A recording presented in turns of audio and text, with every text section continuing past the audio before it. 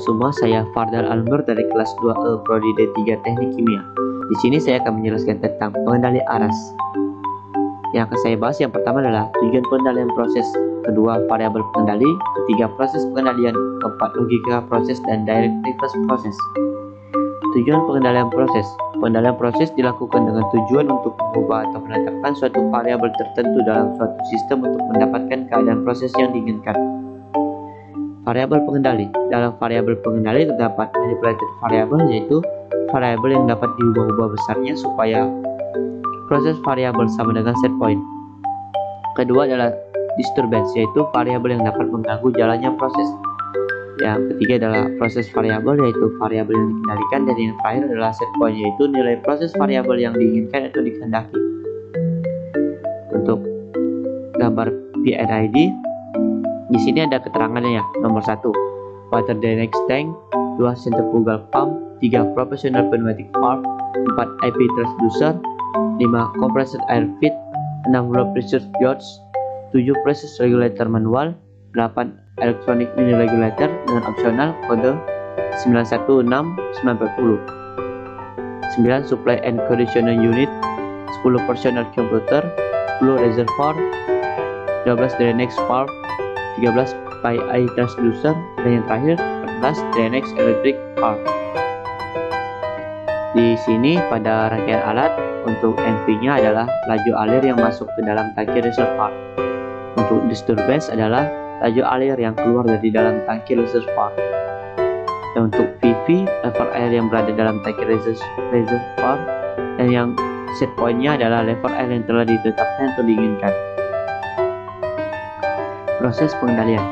Ini adalah kartu pengendali, ini adalah sensor, ini adalah PI transducer, ini adalah IP transducer, ini adalah unit control, dan ini adalah kompresor udara.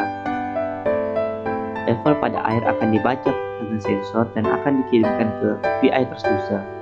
PI transducer akan menerjemahkan sinyal dari sensor dan akan mengubahnya menjadi arus listrik dan akan dikirimkan ke unit control.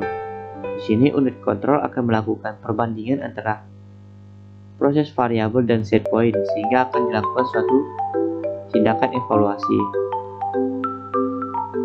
Kemudian unit control akan mengirimkan perintah ke IP transducer, yang dimana IP transducer akan menerjemahkan arus listrik dari controller dan akan diubah menjadi sinyal dan akan dikirimkan ke kompresor udara. Kompresor udara akan mengirimkan pasukan udara ke katup pengendali untuk mengatur bukaan katup sesuai dengan yang diinginkan. Diagram blok. Pada pengendali aras menggunakan pengendali feedback yang memiliki 4 elemen, yaitu controller, final control element, process, dan measurement device yang terdiri dari sensor dan transmitter. Alur pertama dimulai dari proses. Proses variabel akan dibaca oleh sensor dan diterjemahkan oleh transmitter menjadi sinyal standar dan akan dikirimkan ke controller. Di controller, jika PV tidak sesuai dengan SP, maka controller akan melakukan suatu tindakan evaluasi dengan cara menghitung agar proses variabel yang dihasilkan dapat sesuai dengan set point. Kemudian controller dapat memerintah dengan mengirimkan kontrol sinyal ke katup pengendali atau final control element agar proses variabel yang dihasilkan dapat sesuai dengan set point yang telah diatur dari awal. Logika proses. Jika laju alir air keluar dari reservoir turun, maka PV lebih kecil dari SP, sehingga laju alir masuk reservoir naik. Jika laju air keluar dari reservoir naik, maka PV lebih besar dari SP, sehingga laju alir air masuk ke reservoir turun. Pada pengendali aras, aksi proses yang dilakukan adalah direct acting. Dengan jika sinyal MV dinaikkan, maka persen for output, maka nilai PV akan naik. Sedangkan aksi pengendalinya adalah reverse acting.